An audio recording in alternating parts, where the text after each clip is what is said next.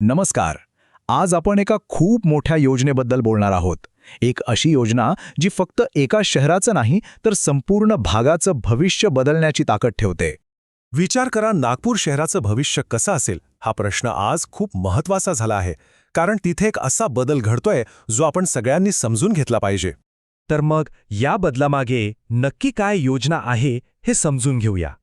या योजनेला नाव दिलं गेलं आहे न्यू नागपूर. आता न्यू नागपूर सिटी प्रोजेक्ट म्हणजे नेमकं आहे तरी काय?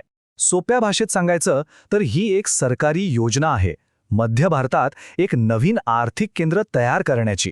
याचा परिणाम फक्त शहराच्या पायाभूत सुविधांवर नाही तर त्याच्या ओळखीवरही होणार आहे. म्हणजे बघा, हा फक्त शहराचा विस्तार नाहीये, ही शहराची ओळखच बदलण्याची गोष्ट आहे. आज आपण नागपूरला ऑरेंज सिटी म्हणतो, पण भविष्यात ते एक हायटेक सिटी म्हणून ओळखलं जाईल. जी फक्त एक हिवाळी राजधानी आहे ती एक आंतरराष्ट्रीय वित्तीय केंद्र बनेल. आणि आज जे एक विभागीय केंद्र आहे ते जगातल्या मोठ्या शहरांना जोडणारं ग्लोबल कनेक्टिव्हिटी हब म्हणून नावारूपाला येईल. आता एवढी मोठी योजना आहे तर तिचे मुख्य भाग कोणते आहेत ते आपण पाहूया. या संपूर्ण योजनेचा पाया 4 मुख्य गोष्टींवर उभा आहे. पहिला म्हणजे एक नवीन आंतरराष्ट्रीय विमानतळ. दुसरं, संपूर्ण शहराला जोडणारं मेट्रो आणि रस्त्यांचं एक चांगलं जाळं. तिसरं, मुंबईपर्यंत पोहोचवणारा समृद्धी एक्सप्रेसवे. आणि चौथं, शहरातल्या वाहतुकीला वेग देणारा डबल डेकर कॉरिडॉर. पण एक गोष्ट आपण लक्षात ठेवली पाहिजे, हे फक्त रस्ते आणि इमारती बांधणं नाही. या सगळ्याचा मुख्य उद्देश आहे एक आंतरराष्ट्रीय व्यवसाय आणि वित्तीय केंद्र तयार करणं, जे जगभरातून गुंतवणूक आपल्याकडे खेचून आणेल. आणि या सगळ्याचा एक मोठा परिणाम होणार आहे रोजगारावर.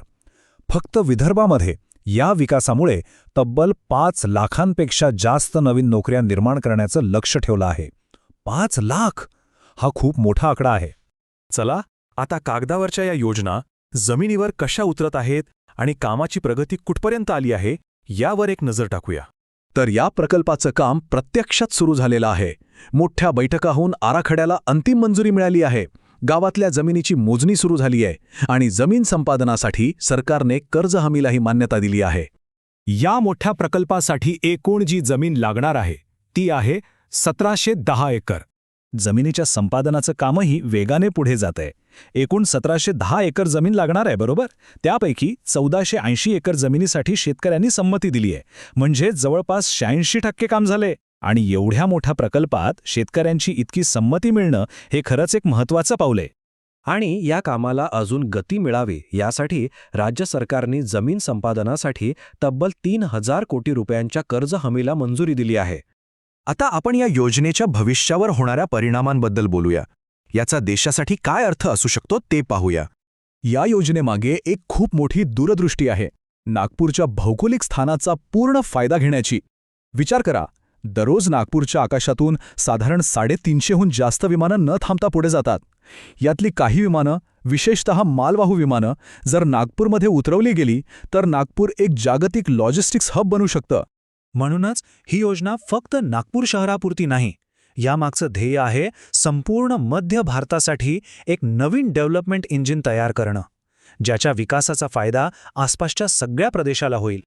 आणि शेवटी एक महत्त्वाचा प्रश्न उरतो, जर न्यू नागपूरचा हा आराखडा यशस्वी झाला तर तो भारतातील इतर शहरांसाठी एक उदाहरण ठरू शकेल का, यावर आपण सगळ्यांनी विचार करायला हवा.